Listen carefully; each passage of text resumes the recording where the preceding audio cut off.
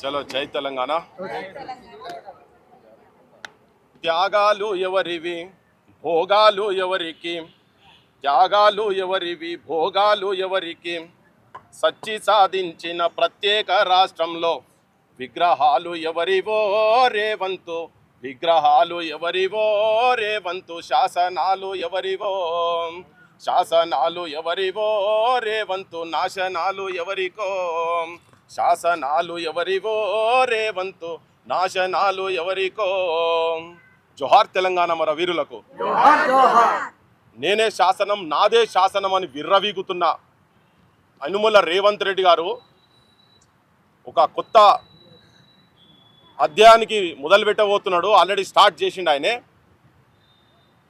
అధికారికంగా అధికార లాంఛనాలతోటి ఇక్కడనే పక్కకు తెలంగాణ సంస్కృతికి అడ్డా అయినటువంటి తెలంగాణ కళలకు అడ్డా అయినటువంటి రవీంద్ర భారతిలో ప్రభుత్వ లాంఛనాలతో అధికారికంగా తెలంగాణ ఆత్మగౌరవాన్ని, తెలంగాణ అస్తిత్వాన్ని, తెలంగాణ ఉనికిని, తెలంగాణ కళలను, తెలంగాణ కళాకారుల జీవితాలను బాలసుబ్రహ్మణ్యం విగ్రహం కింద బొందబెట్టబోతున్నాడు. తెలంగాణ ప్రజలారా జాగృతం కావాల్సిన అవసరం ఉన్నది. కూతవేటు దూరంలో ఉన్నది అమర్ల స్తూపం. ఎంతోమంది వాళ్ళ జీవితాలను, వాళ్ళ భవిష్యత్తును ఈ తెలంగాణ అస్తిత్వం గురించి త్యాగం చేసిండ్రు. 369 మంది 69 ఉద్యమంలో, అంతకుముందు 8 మంది 54 మూమెంట్లో చనిపోయినరు. దాని తర్వాత మొన్న ఈ మధ్యలో 1200 మంది ఒకరు ఉరేసుకున్నారు, ఒకరు తగలగబెట్టుకున్నారు, ఒకరు ట్రైన్కి అడ్డం పోయినరు, పార్లమెంటు ముంగట కూడా ఉరేసుకొని చచ్చిపోయినరు.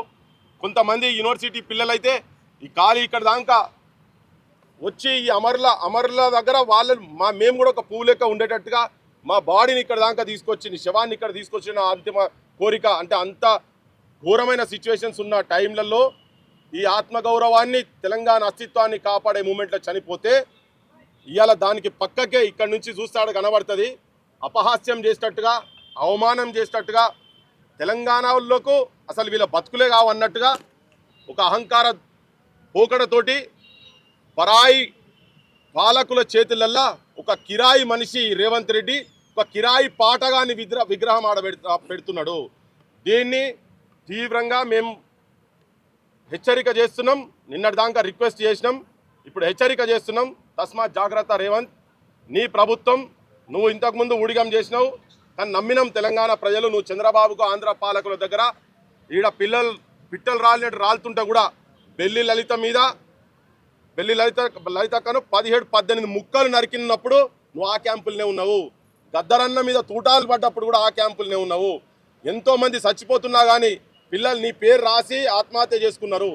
అయినా కానీ ప్రజలు నిన్ను క్షమించి చలో 10 ఏళ్ళు ఒక దమనకాండ చూసిండ్రు కదా, నువ్వన్నా మంచి చేస్తావేమో అని చెప్పిన ఆలోచనతోటి నీకు ఓటేసి గెలిపిస్తే, నీ కాంగ్రెస్ పార్టీకి ఓటేసి గెలిపిస్తే ఆయన వ్యతిరేకతతో నువ్వు గెలిచిన తర్వాత అడుగడుగున రోషయ్య ఎవరో ఇక్కడ ఆయన బాలసుబ్రహ్మణ్యం విగ్రహము రేవంత్ రెడ్డి ఇంటికాడ పెట్టుకొని రోజు పొద్దుగా లేచి ప్రదక్షిణలు చేస్తే మాకేం ఇబ్బంది లేదు, బాధ లేదు. నువ్వు, నీ కుటుంబ సభ్యులు, నీ మనవాడు అందరు కలిసి తిరిగినా మాకేం బాధ లేదు. మీరు ఇంకెక్కడైనా ఎవరిళ్ళలో పెట్టుకొని శుభలేఖ సుధాకర్కి ఇక్కడ ఇల్లు ఉన్నదో నాకు తెలియదు కానీ ఆయన ఇంట్లో పెట్టుకున్నా మాకేం బాధ లేదు. కానీ అధికారిక లాంఛనాలతోటి పెడుతున్నావు చూసినావా, దాన్ని మేము వ్యతిరేకిస్తున్నాం. రోషయ్య విగ్రహం పెట్టినావు, ఎన్టీ రామారావు విగ్రహం కూడా పెడతా అని చెప్పినావు మైత్రివనం కాడ.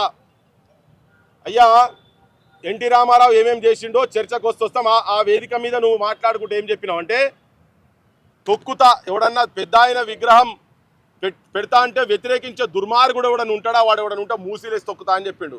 నేను ఆ రోజే చెప్పినా, ఇగో మేము తయారున్నాం ఇక్కడ, యాడ దొక్కుతావో చెప్పు నాయన, నువ్వు విగ్రహం ఎందుకు పెడతావో నువ్వు మైకులు పెట్టి జనానికని చెప్తావా, మేము కూడా వస్తాం, మేము కూడా మాట్లాడతాం. లేదు ఫిజికల్గా దొక్కదలుచుకున్నావా, నీ మెస్సీ డ్రెస్ వేసి ఫుట్బాల్ ఆడతావు కదా, మేము కూడా నిన్ను మాటలతో బొచ్చడు ఫుట్బాల్ ఆడతాం బిడ్డ, మూతి అన్ని వలుగుతాయి. నీ అధికారం ఏదో పెద్ద అహంకారంతో మాట్లాడకు తెలంగాణ ఉద్యమకారులను, ఇక్కడ ఉన్న వాళ్ళందరినీ అమరుల ఆశయాలను అవమానపరిచేటట్టుగా మాట్లాడుతున్న దుర్మార్గునివి నువ్వు రేవంత్ రెడ్డి. నీకు సోయి తీసుకొస్తాం. తెలంగాణ జనం సోయి తీసుకొస్తారు నీకు. చాలామంది ఆంధ్ర ప్రజలకు కూడా నేను చెప్పదలుచుకున్నా, ఒక పెద్ద మనిషి మొన్న మేము పెట్టిన రౌండ్ టేబుల్కి వచ్చినటువంటి మా రామ్దాస్ గారు కొత్తగూడెంలో 69 ఉద్యమం అప్పుడు తననే ముందుండి రవీంద్రనాథ్ వీళ్ళందరూ కలిసి అక్కడ నిరాహార దీక్ష స్టార్ట్ చేస్తే ఆయన తన వచ్చి 80 ఏళ్ళు దాటినటువంటి పెద్ద మనిషి తన అభిప్రాయం మీద చెప్తే అరే అమ్మనా బూతులు తిడుతున్నట్ట ఈ ఆంధ్రోళ్ళు నాకు అర్థమైతే లేదు. సంకుచిత స్వభావం ఉన్నటువంటి కొంతమంది ఆంధ్రోళ్ళకి నేను చెప్పదలుచుకునేది ఏంటంటే అరే మీరు వయసు కూడా వదిలిపెడతలేరు కదా, దేని గురించి మేము మాట్లాడుతున్నాము, ఎవరి ఆత్మగౌరవం గురించి మాట్లాడుతున్నాము. మీరు ఎక్కడ పైడి జయరాజ్ ఆయన చరిత్ర ఎక్కడ చెప్పరు, ఎవరికి తెలియదు. ఇలా మేము మాట్లాడుతున్న వారికి కూడా తెలియదు. ఆయన is an icon. Seventh prize వచ్చింది ఆయనకు వరల్డ్లో బాడీ బిల్డింగ్ ఛాంపియన్షిప్లో. The one and only one action star in India, the first action star India is Paidi Jayaraj. ఆయన సినిమా ఇండస్ట్రీ చెన్నైకి ఇక్కడికి వస్తుంది కూడా ఆయననే కారణము. ఇప్పుడు నాగార్జునకు ఒక 10 ఎకరాలు 20 ఎకరాలు ఇప్పుడు ఇక్కడ ఫ్యూచర్ సిటీలో కట్టబెడుతుంది కదా. నాగార్జున నీ నాయనకి ఇక్కడ భూమి ఇచ్చింది చెన్నారెడ్డి. ఆ టైంలో పర్సీవ్ అయింది, ఇప్పించింది పైడి జయరాజు. ఇక్కడ మీ అందరికి ఎకరాలు ఇక్కడ భూములు ఇచ్చిండ్రు. ఇప్పుడు వీళ్ళందరూ పోయి మళ్ళీ ప్రత్యేక రాష్ట్రం అయిన తర్వాత ఆంధ్రాలో పోయి మళ్ళీ వాళ్ళకే ఇచ్చిండ్రు. అయ్యా మరి మా ఊళ్ళకి ఎందుకో ఇయ్యాల మీరు ఆడ 10 ఎకరాలు వైజాగ్లు ఎందుకో. ఇక్కడ ఉన్నటువంటి మా మ్యూజిక్ డైరెక్టర్లకు మా డైరెక్టర్లకు మొట్టమొదటి పాట దగాపడ్డ తెలంగాణ వీరపుత్రులారా అని చెప్పి పాడినటువంటి ఆలోచించండి మేధావుల్లారా, అన్యాయం కాదా విద్యార్థుల్లారా, ఎన్ని ఏండ్లు వెనకబడ్డ మన బతుకులు గడిచినాయి 40 ఏండ్ల గంజినీళ్ళ బతుకులు అని చెప్పని మొట్టమొదలు క్యాసెట్ వచ్చినప్పుడు టీఆర్ఎస్ పార్టీ పెట్టినప్పుడు కూడా అవే పాటలతోని కరీంనగర్ ఇదంతా తిరిగింది. మా బొల్లెపల్లి మోహన్ లేమైరు, వీరులారా వందనం, విద్యార్థి అమరులారా వందనం, మా త్యాగ ధనులారా మరిచిపోము మిమ్ము అనే పాట మ్యూజిక్ డైరెక్టర్ చేసినటువంటి మా అలా రవికి ఇస్తారా మీరాడ 10 ఎకరాలు, మా నల్గొండ గద్దర్కి ఇస్తారా? మీరు మీ జగన్కు ఆయననే రాసిండు, భగత్ సింగ్తో పోల్చుకుంటూ ఆయనకు అంత సీన్ లేదు కానీ రాసి పాడిపించిండు. చంద్రబాబుకు మీకే కావాలి. ఇక్కడున్న నాయకులకు రేవంత్ రెడ్డి కూడా ఏ మీటింగ్ పోయినా 3 రంగుల జెండా పెట్టి అది లేని ఆయనకు సోయ ఉండదు. ఆయనకు ఆ పాటతోని లేపి ఆయనకు గద్దర్ నరసింహకు అరే ఎన్నడన్నా శాల్వ కప్పిన ముఖం ఆయనకు కమర్షియల్ కావచ్చు వదిలేసాయి, కానీ మీకు మాత్రం చేసిండు కదా. 10 ఎకరాలు ఇస్తావా? ఇట్లా ఎంతమంది మిట్టపల్లి సురేందర్లకు ఇస్తారా? ఎవరెవరికి ఇస్తారు చెప్పు. మా తెలంగాణలోకి మీరు 10 ఎకరాలు అక్కడ ఇచ్చిండ్రా? మీరు రోషయ్య విగ్రహం పెట్టేటప్పుడు కూడా చెప్పిన, క్లియర్ కట్గా చెప్పిన, అయ్యా మీరు అధికారికంగా రోషయ్య విగ్రహం ఇక్కడ పెడుతుండ్రు. ఆయన ఏమన్నాడు? సమైక్య రాష్ట్రంలో ముఖ్యమంత్రి కదా. మరి సమైక్య రాష్ట్రం ముఖ్యమంత్రి చెన్నారెడ్డి ఎన్ని విగ్రహాలు పెట్టినవాడా? మా అంజయ్య ఎన్ని విగ్రహాలు పెట్టినావు? మీ జాగాలకు వెళ్ళి ప్రధానమైన మంత్రి అయినటువంటి పివి నరసింహారావుది ఒక జిల్లా పేరు పెట్టినవా? మా చెన్నారెడ్డి గారి పేరు మీద ఒక జిల్లా పెట్టు. అరే సోయిలేని ముఖ్యమంత్రి, నీకు దమాకు ఉన్నదో లేదో మాకు అర్థమైతే లేదు. ఉండి చేస్తున్నావా లేక చేస్తున్నావా అర్థమైతే లేదు. నువ్వు కూస్తున్న కొమ్మను నువ్వే కొట్టుకుంటున్నావు. తెలంగాణ కోపాన్ని తట్టి లేపుతున్నావు. రక్తగీతమై రాసుకుంటుంది బిడ్డ. రక్తగీతంలా నువ్వు కరిగిపోతావు, నలిగిపోతావు, నాశనం అవుతావు. క్లియర్గా చెప్తున్నాం మేము రాజకీయంగా. నువ్వు ప్రతిసారి నీ పైసల అహంకారంతో ఏదో జూబ్లీ హిల్స్లా పైసలు పెట్టి నీ ముఖానికి నువ్వు రావా? పైసలు లేకుంటారా? నువ్వు ఆడ నిలబడుతావరా? మా ఊళ్ళని ఎవరైనా నిలబడు, మా బైరాగానే నిలబెట్టి కూడా గెలిపిస్తాం. అందరిని ఎవరైనా మా రామరెడ్డి బాయ్ ఎవరైనా వీళ్ళని నిలబెట్టి గెలిపిస్తాం. నువ్వు రా, పైసలు లేకుండా నువ్వు రా, జనం దగ్గరికి రా. రేపు భవిష్యత్తులో కూడా పైసలు లేకుండా మా ఊళ్ళో ఓట్లు మాకు వచ్చేటట్టు కూడా మేము ఆ ప్రయత్నం చేస్తాం. కానీ మేము చేస్తున్నటువంటి అంశాలు, లేవనెత్తున్నటువంటి అంశాలు, మా ప్రభాకర్ రెడ్డి గారి విగ్రహం ఎందుకు పెట్టారు, మా సుక్క సత్య గారి విగ్రహం ఎందుకు పెట్టారు? బాగా చెప్తారు కదా. బాలసుబ్రహ్మణ్యము చాలా ప్రోగ్రాములు చేసిండు. ఇక్కడ కాదు, ఆయనకు పాకిస్తాన్లో కూడా నాకు కూడా అభిమానం ఉన్నారని చెప్పిండు ఆయన. అయ్యా కరెక్టే ఉండొచ్చు. మరి మా సుక్క సత్య గారు 4 రాష్ట్రపతులతో అవార్డులు తీసుకున్నాడు. ఆయన 4 రాష్ట్రపతులతో, 4 ప్రధానమంత్రితో అవార్డులు తీసుకున్నాడు. హైయెస్ట్ దేశంలో ఉన్నటువంటి సంగీతం సంబంధించినటువంటి 11 మంది ముఖ్యమంత్రుల దగ్గర తీసుకున్నాడు. అమ్మవారు పార్వతిరాని రాగం తీస్తే ఇట్లా పల్లెలు పశువులు అందరు నిద్రలకే లేచి కదిలినట్టు వస్తుండేది తనెంబడి. అయ్యా మరి మా ఊళ్ళో ఇవాళ ఆడు ఉండొద్దా? మా మిద్దరాములది ఉండొద్దా? మా చిందు ఎల్లమ్మది ఉండొద్దా? గివిటి గురించి మాట్లాడు మా దాశరథులు ఉండొద్దా? మా ముచ్చలతరణ గారు అటువంటి వాళ్ళు ఉండొద్దా? ఇక్కడ ఈ సమాజం గురించి, తెలంగాణ సమస్యల గురించి కొట్లాడి జైళ్ల పాలైన వాళ్ళ విగ్రహాలు ఉండాలన్నా ఒక కిరాయి గొంతు అయినటువంటి బాలసుబ్రహ్మణ్యం విగ్రహం ఉండాలనేది జనం కూడా తెలుసుకోవాలి. తెలంగాణ జనం కూడా చూసిరు కదా వాళ్ళ లోపల ఎంత ఉన్నదో. అందుకే చెప్పిండు ముచ్చలతరణ గారు, అప్పుడే చెప్పిండు 12 ఏళ్లు గడిచినా కానీ పుష్కరం ఒక్కటి పోయినా కానీ వేరు బుద్ధి వారు మానరు బాబు, పాడు బుద్ధి విడనాడరు బాబు అని. ఆ వేరు బుద్ధి వాళ్ళ లోపట ఉన్నది, పాడు బుద్ధి వాళ్ళ లోపట ఉన్నది. కనుక ఇలా స్వరాష్ట్రం అయిన తర్వాత 12 ఏళ్ళకు కూడా ఇంకా వాళ్ళు అదే మాట మాట్లాడుతున్నారు. 56లో కలిసినప్పుడు 68లో రాసిన పాటకు ఇప్పటికీ కూడా ఇంకా వాళ్ళ మనస్తత్వాలు ఏంటి అనేది చాలా క్లియర్ కట్గా తెలియజెప్తున్నారు. వాళ్ళే మన ఇక్కడ ఉన్నటువంటి రాజకీయ నాయకులు, ఆంధ్ర పెట్టుబడిదారులు, ఆంధ్ర రాజకీయ వ్యవస్థ చేతులలో బందీలైపోయి ఉన్నారు. వీళ్ళంతా వాళ్ళ పైసలకు వీళ్ళు కకృతి పడి కుక్క లెక్క కుక్క బిస్కెట్లు వేస్తే తినే లెక్క ఇక్కడ రాజకీయ వ్యవస్థ పనిచేస్తుందని చాలా బాధతో చెప్పదలుచుకున్నా.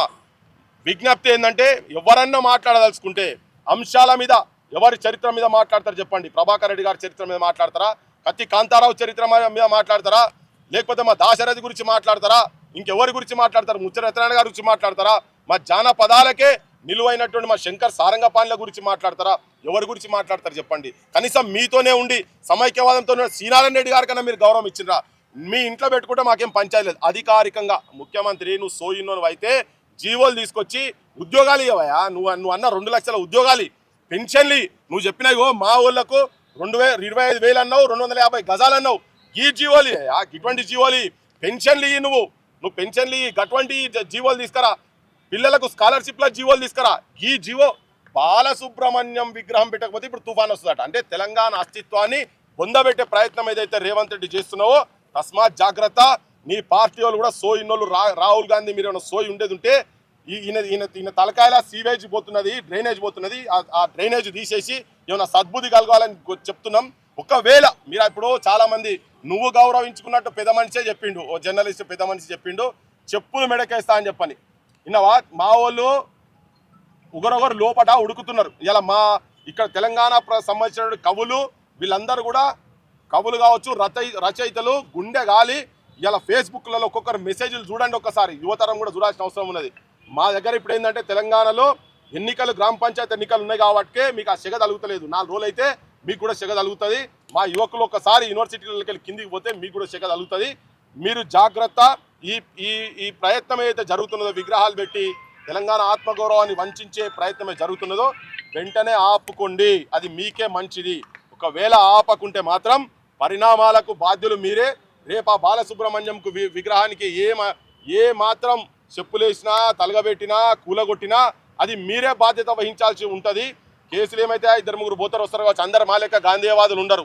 కొంతమంది తలకా తిరిగిన వాళ్ళు ఉంటారు. పెద్ద మనిషి 70 ఏళ్ళ పెద్ద మనిషి చెప్పిండు, ఆడికి వచ్చి చెప్పులు మెడకేస్తామని చెప్పిండు. ఇప్పుడు ఇంకో పెద్ద మనిషి చెప్పిండు నేనే ముందుంటా కూలగొట్టే దాంట్లో. ఏం చేస్తావు? తనని తీసుకుపోయి ఓ 6 నెలలు జైలుకు పోతారు కావచ్చు. ఇక తననే ముంగడ పెడతాం. ఇక ఇటువంటి వాళ్ళని ముంగడ పెట్టి చేపిస్తాము.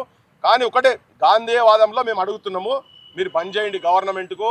రేవంత్ రెడ్డి కూడా సోయిలేని రేవంత్ రెడ్డికి తెలంగాణ వాదంతో అప్పుడున్నటువంటి కాంగ్రెస్ ఎంపీలకు కూడా విజ్ఞప్తి చేస్తున్నా, చెప్పండి ఆయనకు. లేకపోతే ఇక్కడ మీరు మాత్రం భూస్థాపితం అవుతాం. ఇక్కడ ఇంకొక విషయం ఏంటంటే తెలంగాణనే సర్వం అనుకొని చెప్పుకున్నటువంటి రాజకీయ పార్టీలు కూడా ముందు పడతలేవు. వాళ్ళు కూడా జాగ్రత్త. ఇంకొక 2 రోజులు టైం ఇస్తాము. దాని తర్వాత మీ మీద కూడా మాట్లాడతాం. ఎందుకంటే మైత్రివనంలో విగ్రహం కాడ ఈయన కూడా మా కేటీఆర్ సాబ్ కూడా చెప్పిండు, నువ్వు విగ్రహం పెట్టుడైందా, నేను కూడా పెడతా అని ప్రెస్ మీట్ పెట్టి నేను కాంచ విగ్రహం పెడతా అంటుండే. ఆయన ఓ తీసుకుమారుతో అంటే 25 కుమార్తో అనే లెక్క ఉన్నది. ఇక ఆయన పోయి బీజేపీ రేపు పొద్దుగాల ఉత్తర కావచ్చు మేము బంగారు విగ్రహం పెడతామని. ఇక మాకు తెలియదు అదంతా. బీజేపీ వాళ్ళు కూడా ఈ ప్రాంత అస్తిత్వం గురించి మీరు మాట్లాడాల్సిన అవసరం ఉన్నది. కమ్యూనిస్టులు మాట్లాడాల్సిన అవసరం. ప్రజా సంఘాలు బయటకు వచ్చినాయి. చిలికి గాలివాన్ అవుతుంది, తుఫాన్ అయింది. ఆ తుఫాన్లో మీరు కొట్టుకోపోవద్దని చెప్పి రాజకీయ వ్యవస్థ కూడా నేను విజ్ఞప్తి చేయదలుచుకున్నాను. Thank you.